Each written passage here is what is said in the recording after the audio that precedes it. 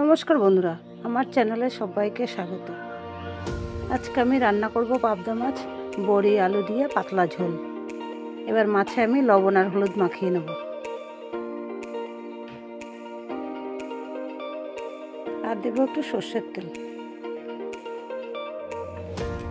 এবার ভালো করে মেখে নেব, মেখে 10 মিনিট রেখে দেবো।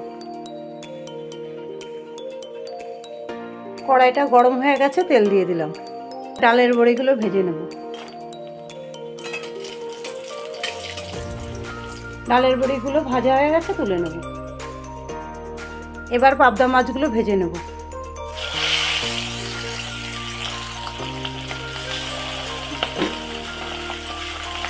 এবার পাবদা মাছগুলোকে উল্টে দেবো।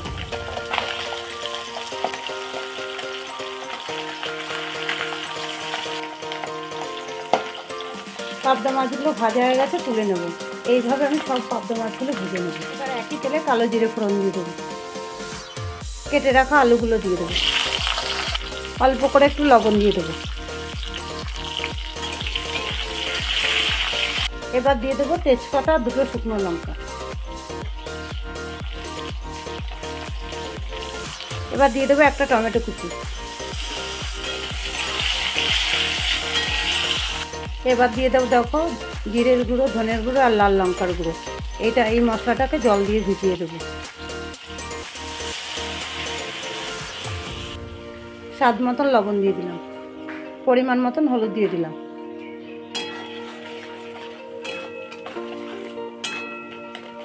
যে কোনো গুঁড়ো মশলা জলে ভিজিয়ে রান্না করবা, সেই তরকারির টেস্টটাই হবে আলাদা।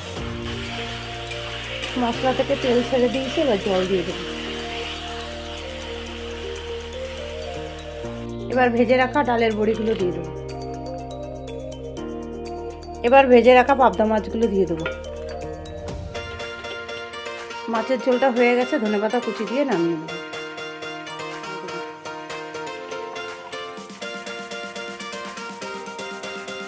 আমার এই রান্নাটা আপনাদের যদি ভালো লেগে থাকে, একটা লাইক, একটা কমেন্ট, একটা শেয়ার, চ্যানেলটিকে সাবস্ক্রাইবার করে দেবেন।